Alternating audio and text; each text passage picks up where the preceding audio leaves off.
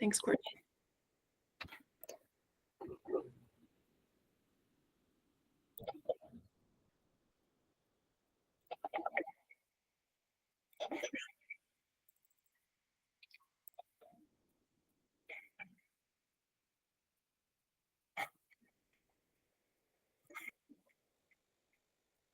Hey, Katie. Hi, Allie. Thanks for joining. We're giving folks another minute or two. I know I still expect Brett. I'm looking to see if we have a quorum. We do not.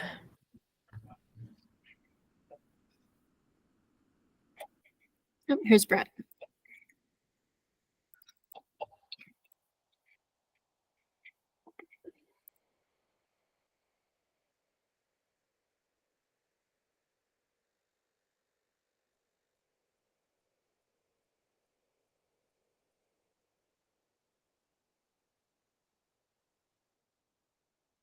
Awesome. Hi, Brett. Okay, I think we have a quorum now. Let me count.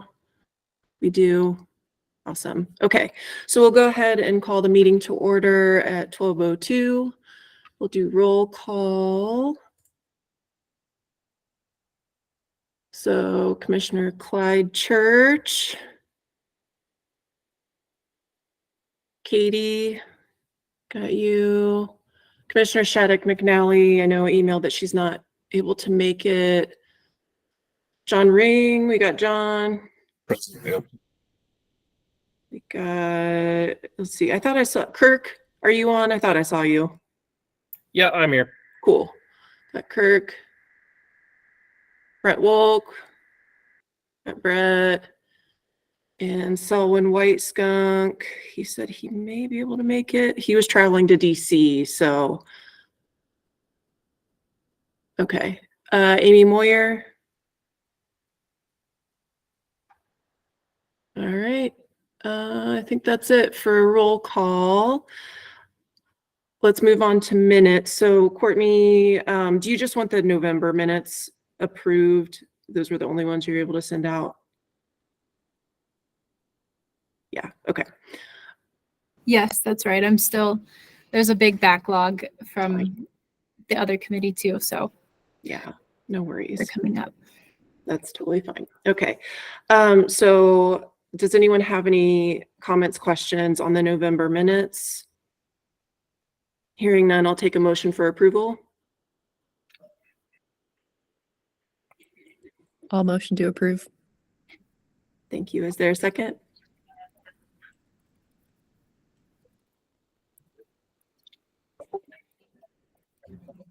All right, a second. Thank you, Brett. All those in favor say aye. Aye. Opposed, nay. All right. We did our duty. We passed the minutes. Good job. Okay, so, and it looks like Commissioner Church joined. Welcome, Commissioner. Thanks for joining. So let me pull up the agenda. So we have an update from Katie. So Katie, do you want to share your screen? Okay. Yeah, I put together some slides. Do I have access to do it? You should. Let me just confirm, or you can go ahead and try. I will try it.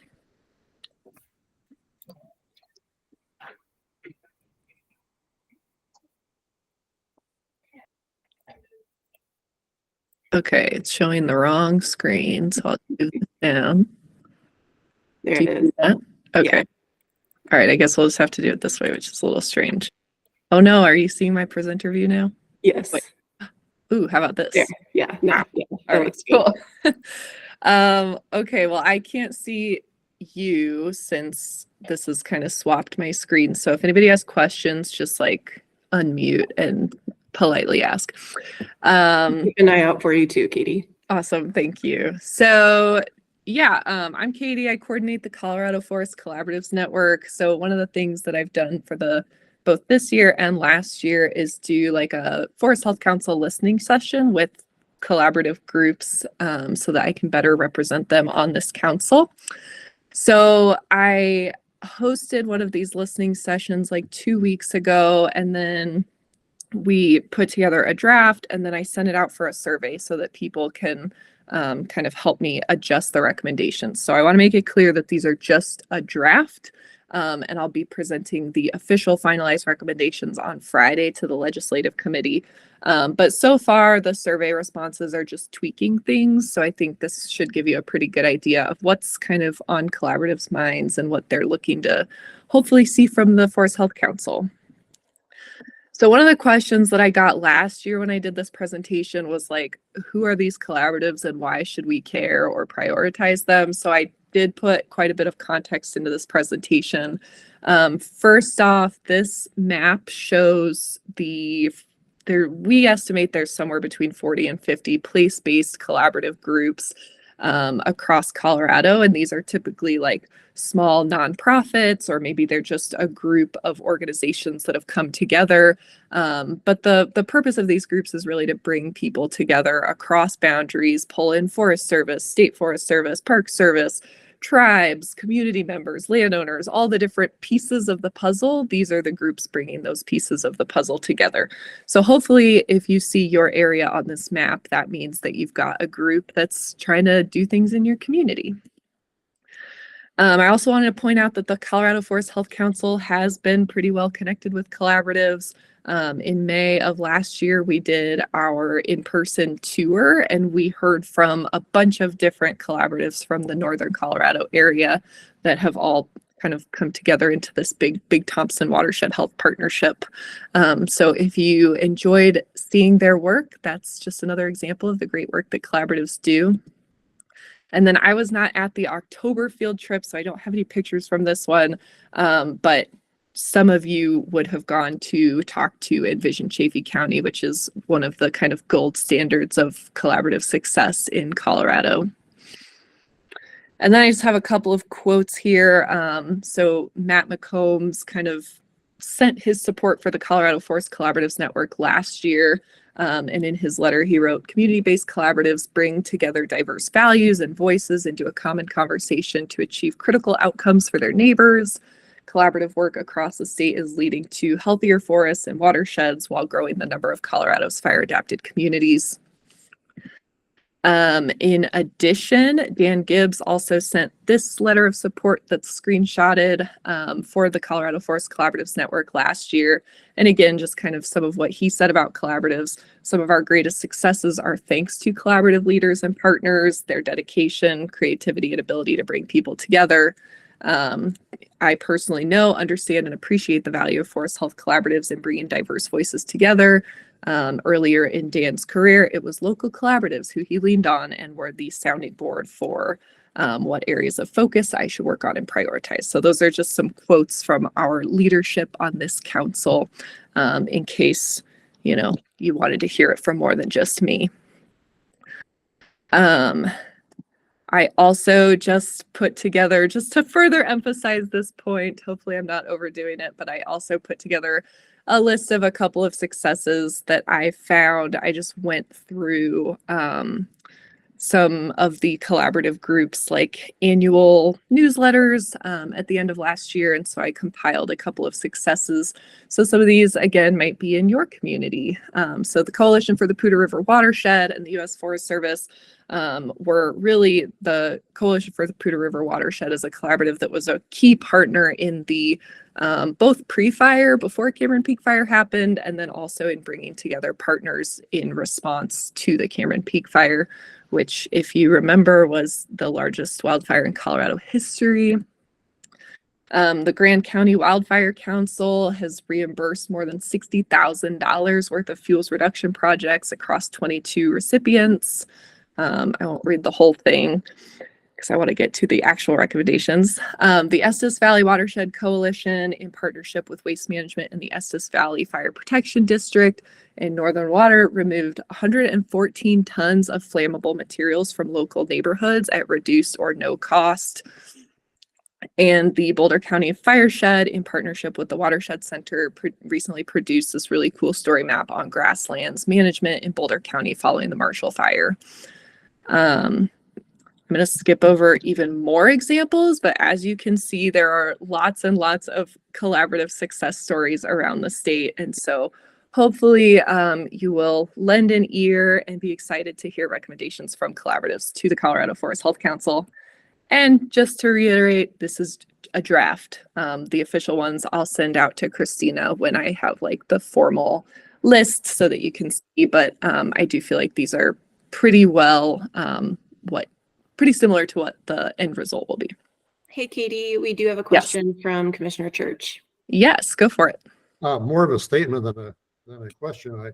I really appreciate your presentation, Katie, and I think it's great.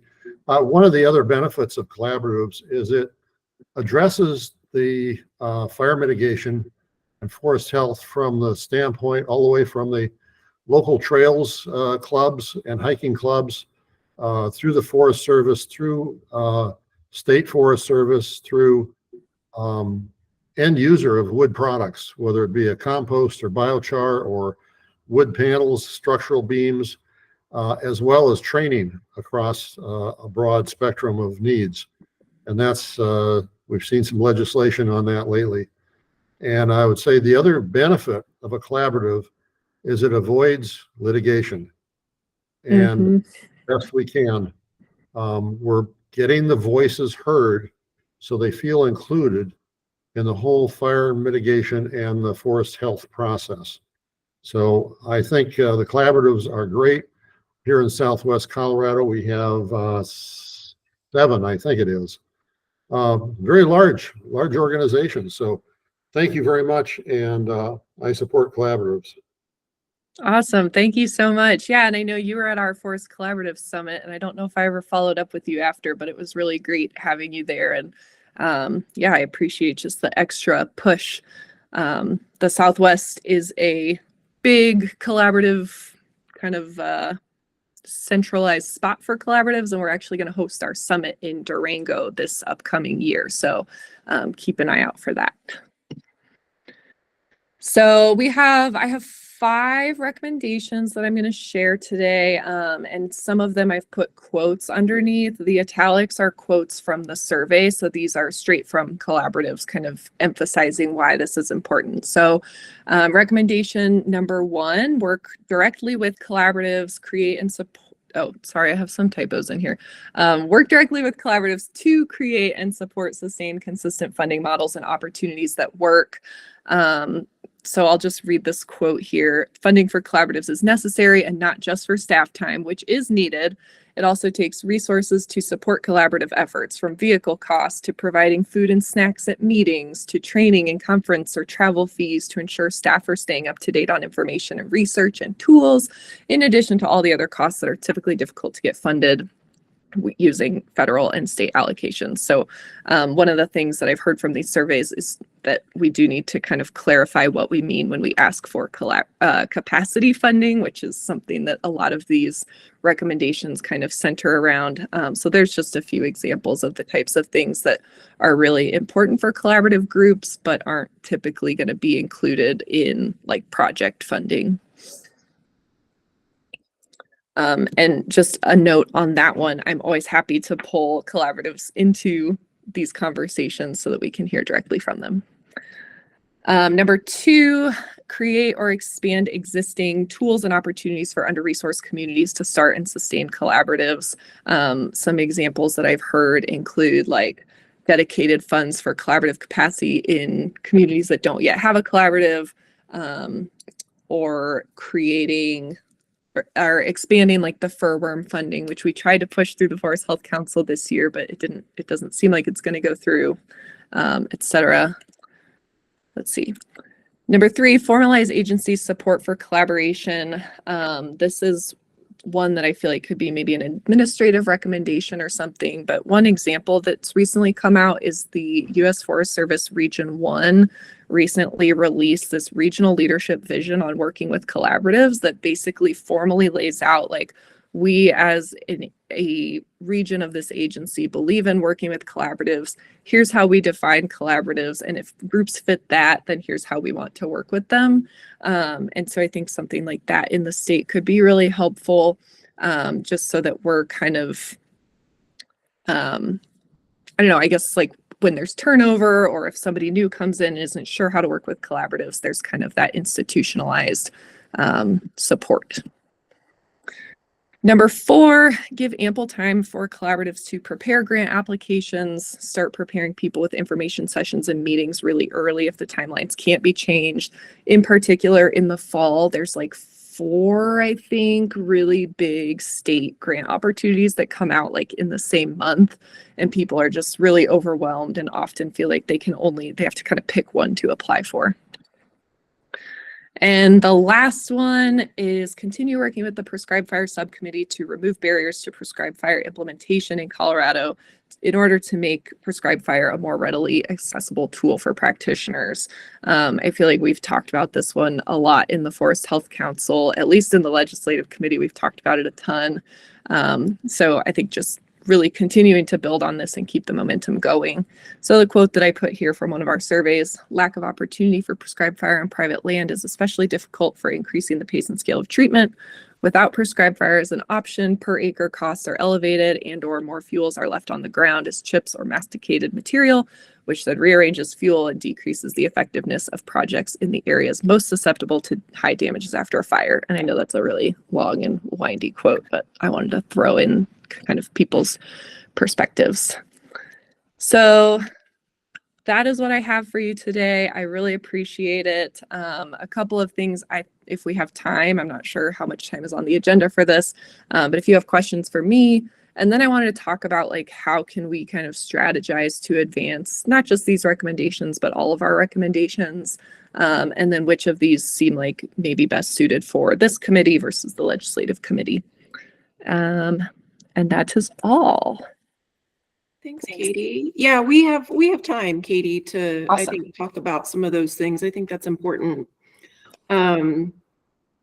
So I'll pause there and see what questions you all have for Katie or comments.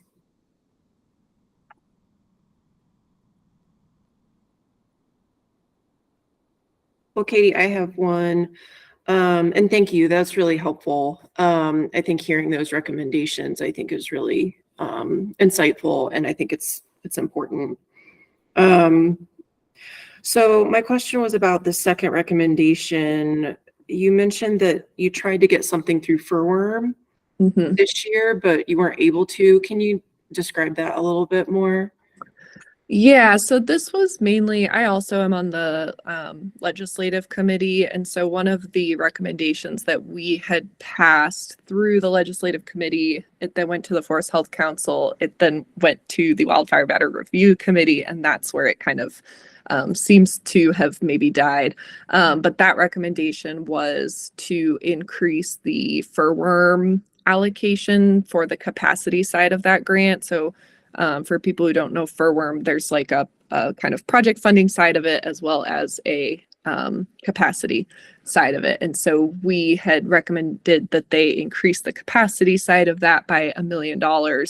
And it seems like it's probably going to be dropped. But that was one that I was very excited about because the capacity funding for collaboratives is something that we just constantly are hearing about. Okay. So is it more of a reallocation? It wasn't adding on an additional $1 million to the existing pot of Furworm for collaboration. It was basically like redistributing the project side to the collaborative side, or was it an additional ask of money? It was an additional ask. Oh, okay. All right. Okay, that's helpful. Thank you. Commissioner Church.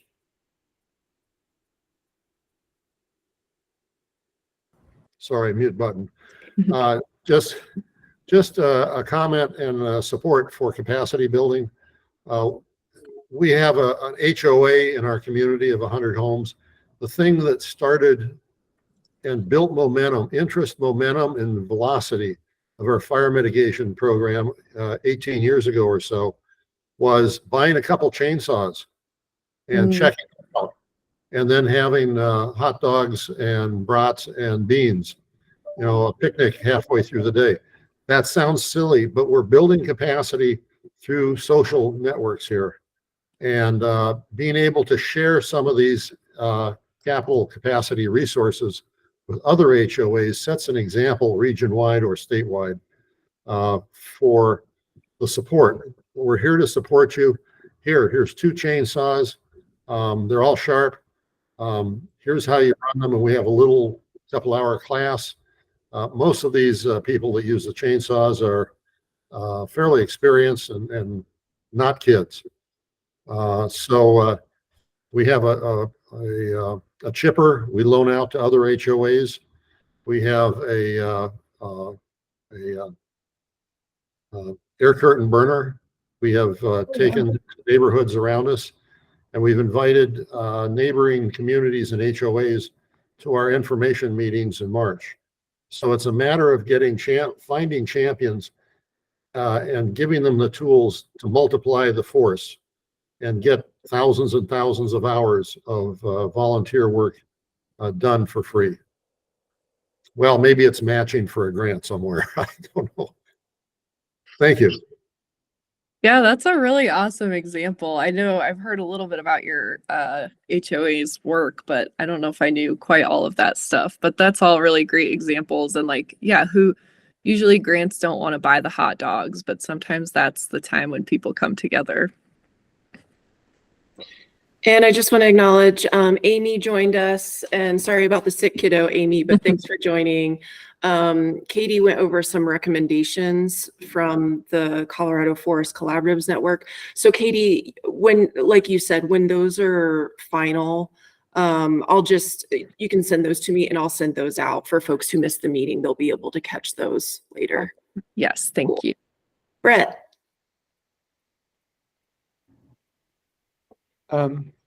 Yeah, I don't know if you're going to have an answer for this, and I debated whether to ask it or not, but I'm going to say it anyways. I'm excited. I'm on my toes. I'm wondering if I think the kind of force collaboration you're describing and articulating and studying is really important for all the reasons you articulated, and impactful for forest and fire management in Colorado.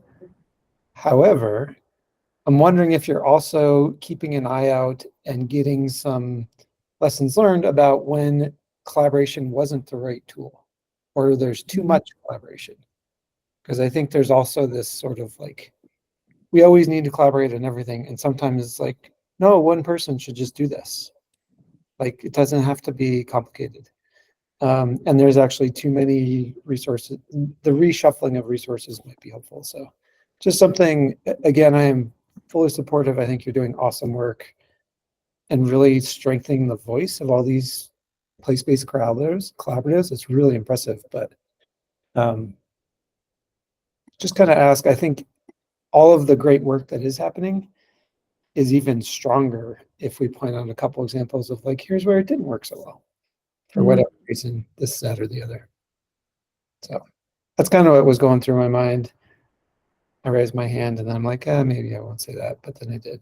No, that's okay. I mean, that's a very real question that I feel like comes up from time to time. It's just like, you know, the word collaboration is so nice and lovely and it sounds so friendly. And so I think, you know, there are times when people are just like, yeah, let's like try and make this a collaborative effort when it maybe doesn't need to be.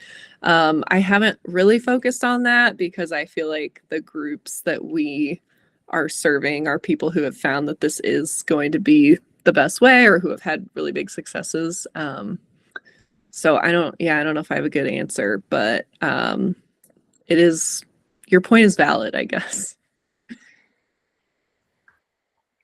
I heard from facilitator Heather Bergman a long time ago that collaborate has the word labor in it, and it blew my mind. It was like, oh, yeah, it does. That makes sense.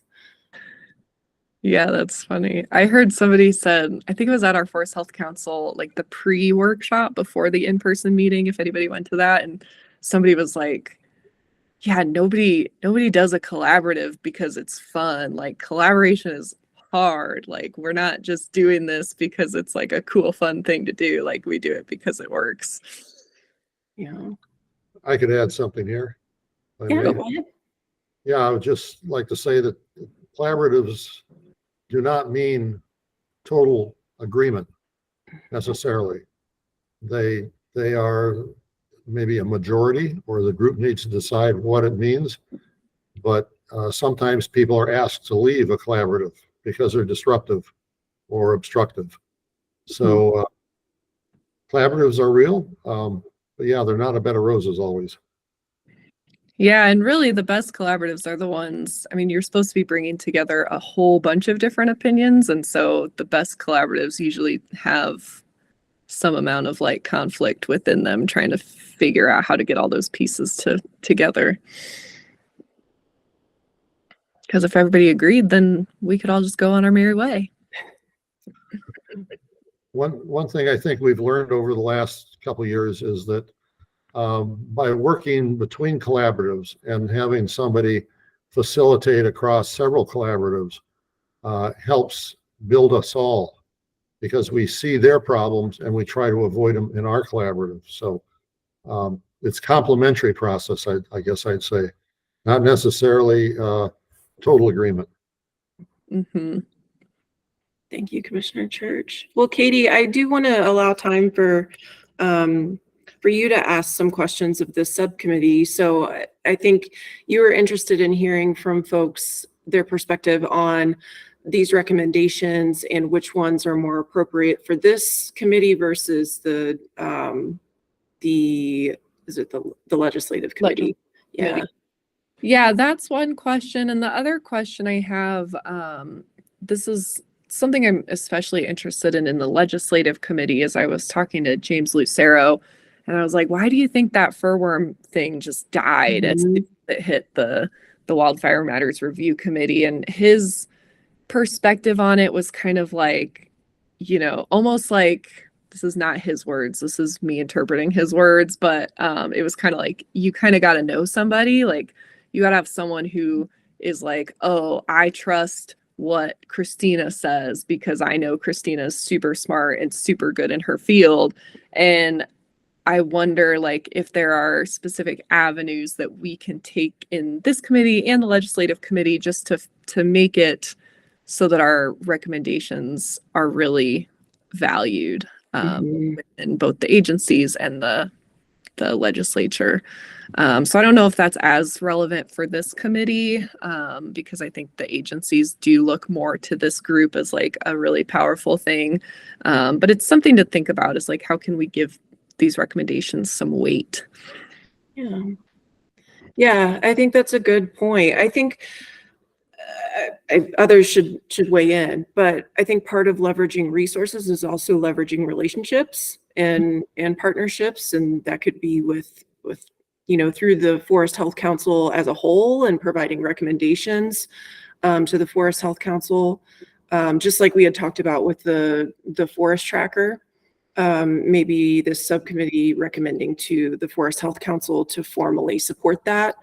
So maybe it's something like that where this committee could formally support or recommend supporting some of those recommendations for the Greater Forest Health Council, or some of these that we just think about how we can show our support through this committee through different conversations. But yeah, I think the advocacy piece, I see the tie with the legislative committee, but I think that there's ways that we can also kind of advocate and support for things through this committee as well.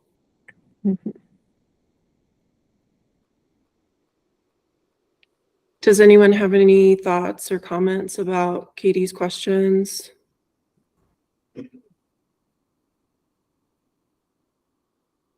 I could comment here. Sure.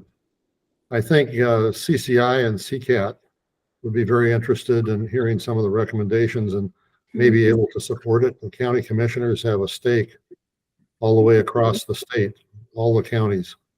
So they're a good ally, and I think would support almost everything I've heard. So I'm encouraged. Thank you. That's awesome. I assume CCI and CCAT are county commissioner blank. Could you? Yeah, they're a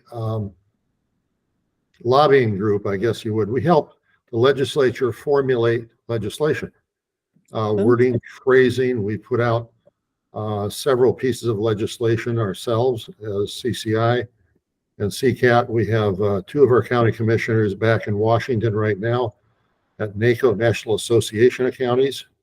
That's 3,300 counties US wide.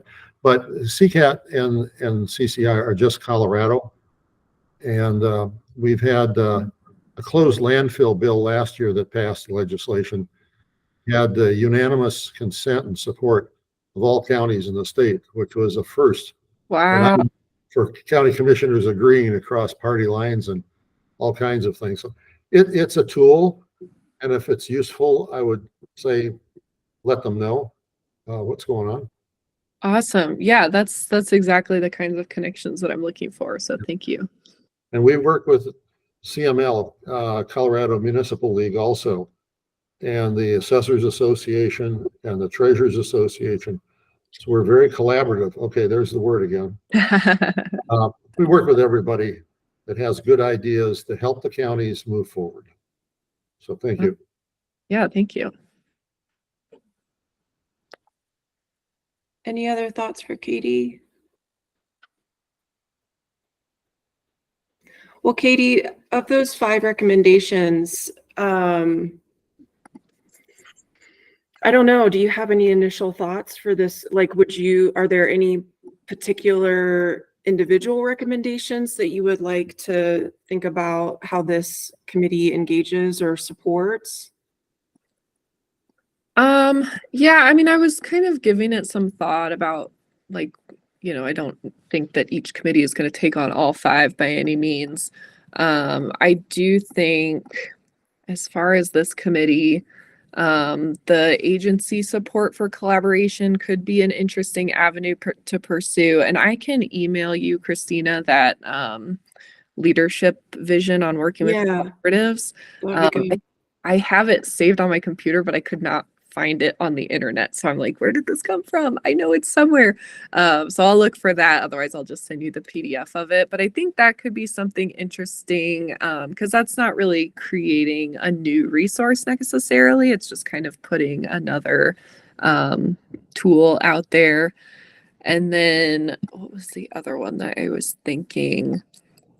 Maybe something around the grant timelines could be useful. And that one, I'm interested to see what the survey responses kind of shake out. I've gotten a couple that are really in supportive of it, and then a couple that are like, I don't know, I don't think it's that hard to do all the grants. You just copy paste. So maybe with a little bit more thought into how that one might actually look, I think that could be something that this committee could be useful in. Okay. Yeah. And I know, Courtney, you'll have to refresh my memory. Was it part of the work of this committee early on that there was like the spreadsheet for grant opportunities? Yes. Wow. I'm even trying to think if it, yeah, I think the idea might have come out of this committee. There's a wildfire mitigation funding compilation with different resources offered through the state and federal government. So I can share that again, and it does have deadlines on it. Okay. Yeah, I was going to say, it'd just be interesting. When refreshing my memory, going back and looking at that spreadsheet, I don't think I really paid attention to the timing. I just remember looking at what the opportunities were. So it would be interesting to see if, there was a lot of flurry of activity, like in the fall, like you were saying, Katie. Mm-hmm. Yeah. And it's something that, is definitely open for discussion, like whether that's something that the committee handles or somewhere else. I know that through the Forest Collaboratives Network, we're going to try and put on some sort of like early prep workshop where we can be like, hey, we know these grants are coming in August and maybe the RFPs aren't out yet, but here's a bunch of stuff you can do to prepare. So there are ways, like more informal ways to address that. Cool. Commissioner Church. Yes, just to add to Katie's comment there, writing the grants takes a lot of skill and knowledge and information, but administering the grants is more difficult. Mm-hmm. And maybe a series of workshops on grant administration and looking at the different types of grants and the different types of data required. So when somebody writes a grant, they have a good perspective of what it will take to administer this grant over the next several years. to most people, it's not always obvious what they should be collecting. And I think this might speed the process up, leverage the process a little bit more. Mhm. Yeah. And make sure the grants say to put your data in the Colorado Forest Tracker. Yes. Unified data. Okay, well, thank you, Katie.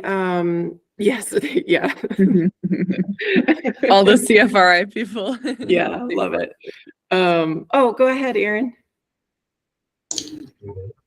I was just giving a thumbs up for the Oh, forest cool. tracker. Okay, awesome. Okay, well, thanks, Katie. Yeah, and just email those recommendations to me and I'll share those with the group and maybe we can work through yeah, like the recommendation about formalizing agency support and seeing that example from the Pacific Northwest region, I think is a good starting point. So I'll share that Awesome. out to the group. Yeah. Thank you very Cool. much. I Yeah, appreciate it. thanks everyone. I really appreciate it, and I'll follow up with the official recommendations soon. Great. Thank you. And speaking of the wonderful Colorado Forest Tracker, we do have an update from Brett.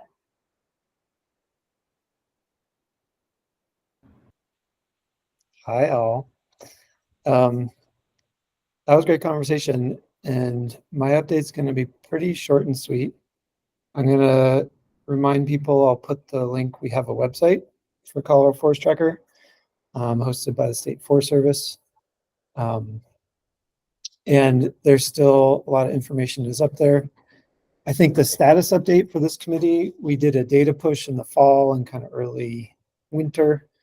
We got a pretty good response, and our strategy right now is focusing on sort of the federal data, which is downloaded from their databases from each agency, as well as the State Forest Service data has a lot of data that they collect from all their foresters around the state and grant programs and things like that.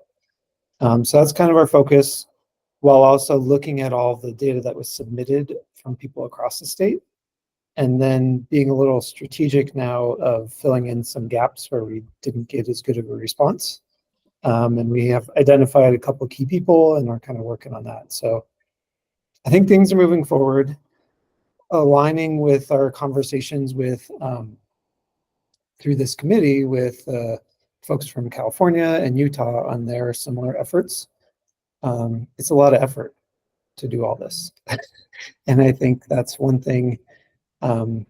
It's also, we knew this, but it's a step up. CFRI has done a statewide data call and database, but what we're doing now is sort of, it's pretty different. And it's another step up of the level of rigor and the level of hopefully utility that this provides for everyone. So I think those have been some good lessons learned. We're still on track and hoping to do a spring release. I would add late spring to the date rather than just spring. But I think that's most of the update. I have a request, and I don't think this needs to be a discussion, but if anyone knows someone, we've done good at getting contacts with most of the federal agencies. If anyone has a contact with the National Park Service at like a statewide level that might have some of their forest and fire mitigation activities, that would be great. Just put it in the chat or send me an email. I don't think we need, again, to talk about it. But otherwise, I think things are going pretty well. I want to acknowledge there's a whole bunch of State Forest Service folks on here who are involved in the Forest Tracker. So it's been a really great team effort with Amanda, Nick, Rebecca, Aaron, all kinds of State Forest Service folks. So that's been really great to see us working together on this. So I'll open it up to anyone else on the Forest Tracker team if there's anything else that you'd like to share. Otherwise, I'm curious if there's other feedback from folks on this committee about how we're, after those calls with Utah and California, how are we thinking about using the forest tracker data of where forest management activity is happening, how can we use that to better leverage resources? And we talked about all kinds of different ways to do that. So anything to add from other forest tracker folks? Any basic questions still on what is the forest tracker or what's happening? And then maybe thoughts on future directions or how we want to use it. Anything to add from? Nothing to add on my end, Brett. Yeah, I don't have anything to add either, other than just to agree with, what Brett said. I mean, it's been a lot of work already, and it's a great collaboration to continue the theme of this meeting. And, we just need to identify how we can continue to support it moving forward based on what we're learning about what type of support the development and updates will require. So thanks for promoting this more broadly. Appreciate it.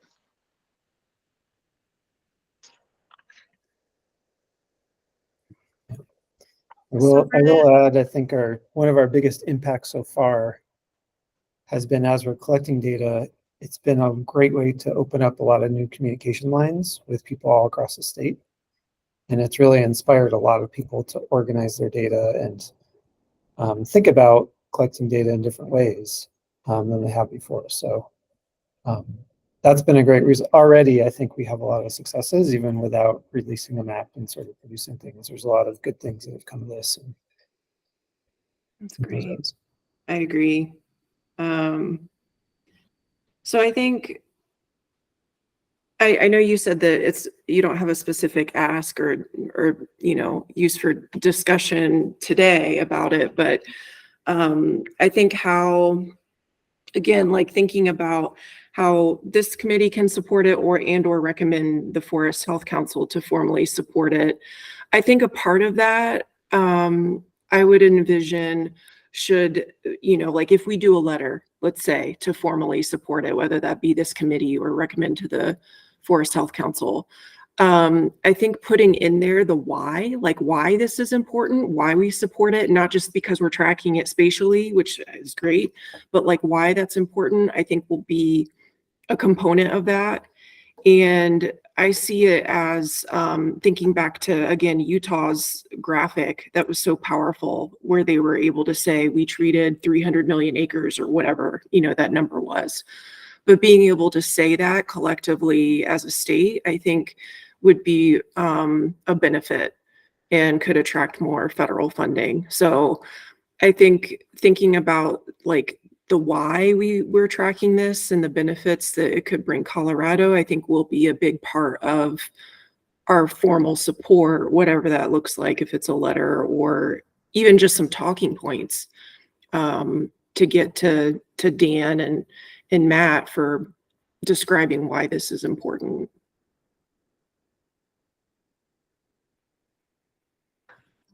Well, let us know when it's appropriate. I think when you want to have that discussion with this committee, and then we could even, have people work on some homework in the meantime and come up with some talking points or reasons why this is beneficial to them.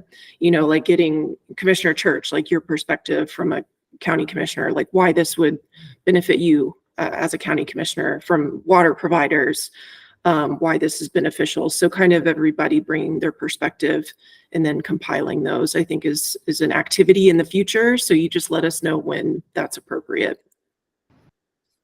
Yeah, thanks, Christina. I appreciate that. I think I put in the chat the sort of the purpose of why we're doing this activity of the Forest Tracker, but I think as a Forest Health Council, developing a why and how the council intends to use it to inform decisions.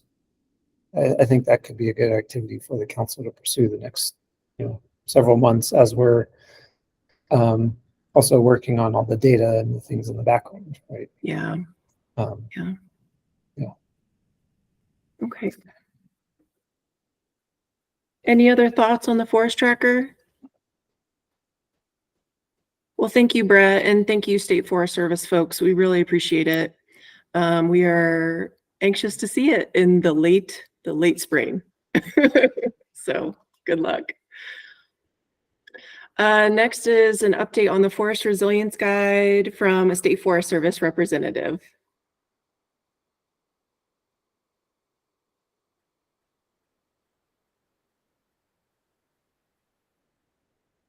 And if there aren't any takers, I can give you what I know from Diana.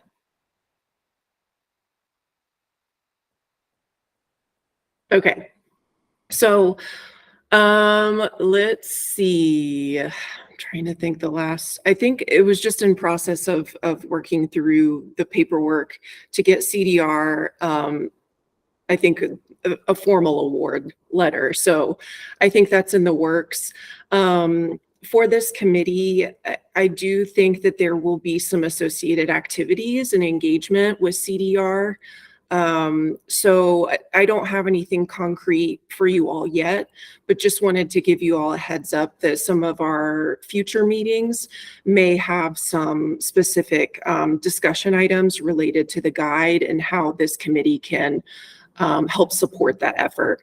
So again, nothing needed today, but just want to put it on your radar that at some future meetings, we may have engagement on the guide and may have to engage specifically with CDR on that.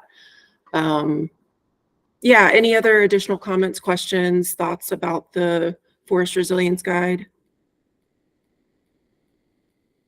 Nope. Okay. I think So, go ahead, Brett. Yeah.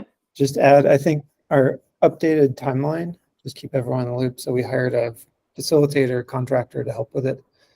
But I think it's late fall, like August, September, October timeframe. Okay. Hope to complete it. That's what I Yeah. recall from the contract. Originally, we had talked about trying to wrap it up by July 1st, Yeah. but because it took a while to get a contractor on board, it's going to be a little longer. Yeah. Yeah. Thanks, Brett. So the next item is more of just a discussion from folks. I wondered if there was any specific follow-up items from the Water Congress workshop, but also the Forest Health Council meeting that occurred at Water Congress as well. So I've got a couple things to share and then just want to open it up to folks. So things that are on my mind, follow-up items. I have a couple specific things that came up from some of the participants. One was a comment from Commissioner Felt, Chaffee County, and it had to do with the stages of collaborative readiness. And his comment was essentially just that in the graphic for stages of collaborative readiness that I used for my presentation, he didn't see a mention of prioritization. And he thought that was a really important component for collaboration, which, we agree. And I think the Forest Resilience Guide has that as part of the outline that this committee helped develop. So I just thought that was an interesting perspective. He mentioned the work with CFRI in particular being really important for Chaffee County's efforts.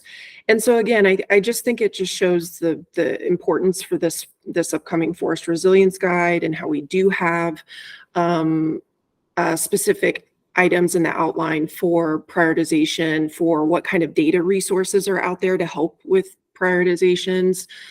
So I thought it was good feedback and just wanted to share that with you all. The second item was, I think, focused around this concept of how we engage with the basin roundtables. I don't really have any concrete thoughts for that, but it may be something that this committee considers possibly as like a discussion item in future meetings.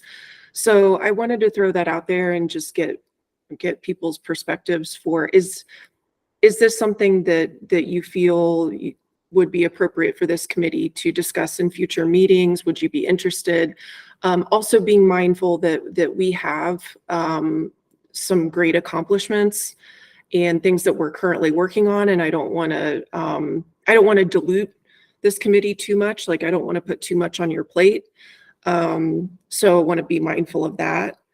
But it's just something that came up. I think Water Congress kind of queued that conversation up about how we engage with the Basin Roundtable. So, and Amy, I don't know if you have any specific thoughts about the Basin Roundtable, since, you know, we both kind of have our water provider roles and we engage with the Basin Roundtable. So it might even be something where you and I just engage currently with the roundtables, but then maybe think about ways that we can pull both sides of this committee with the Basin Roundtable meetings. Yeah, thanks for keeping that going, Christina. I wonder if we could think too, if there's been a good example of where a collaborative or there's been sort of the crossover with the Basin Roundtables, and maybe Katie, that's something we could strategize with you if there's some case study that we could highlight of here's one example where there was crossover between a collaborative and a Basin Roundtable and XYZ.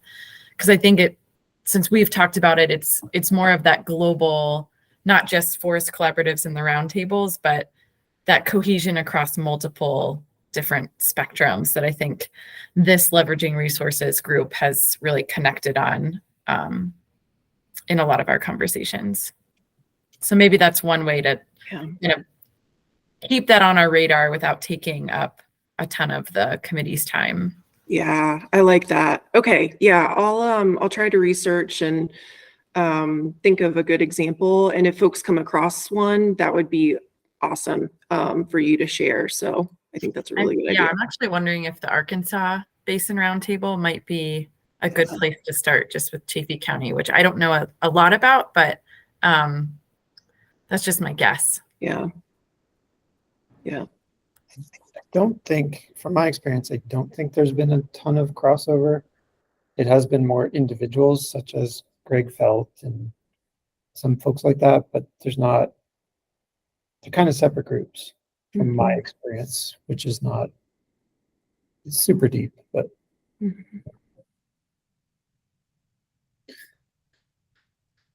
I guess I have a comment.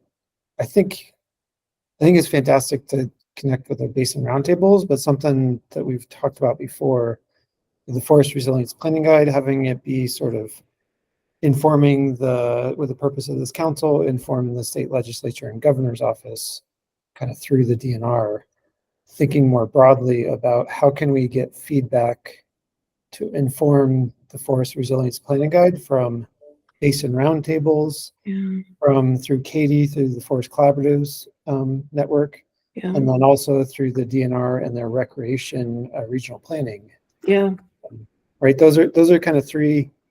Katie's not necessarily with the DNR, but with the Colorado Forest Collaboratives networks, the roundtables, the regional planning. Those are like, we have three structures that all intersect with forest resilience in a pretty holistic way if you combine them all, right?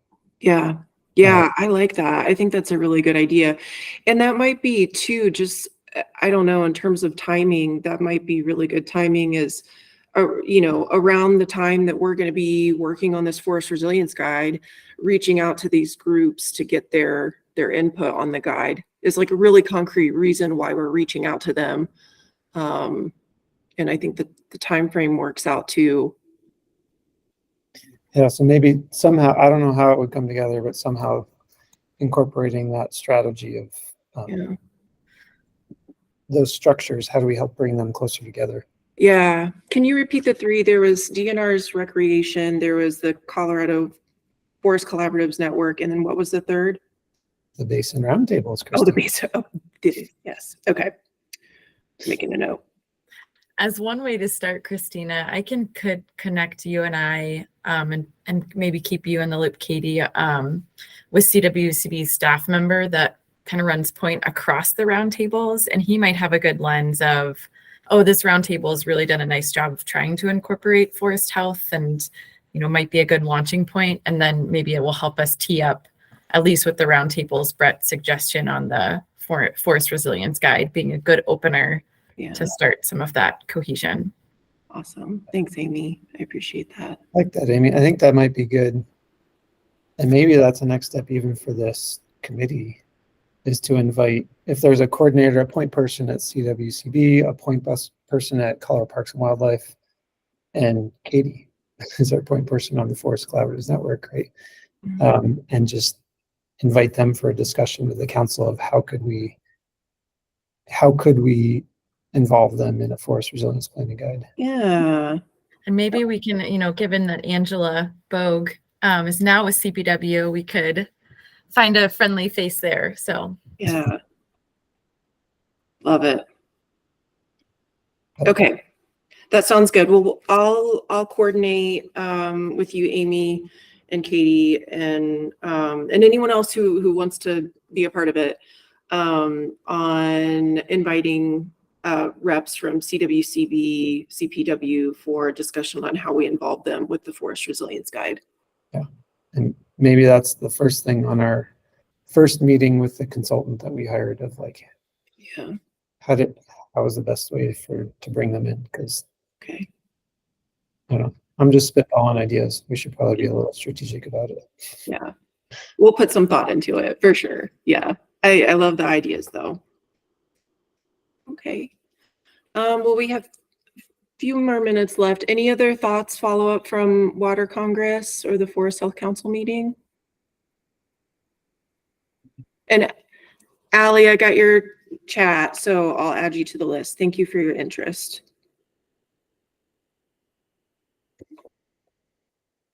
Okay. Well, thank you all so much for your time today. I really appreciate it. It was nice to see you all.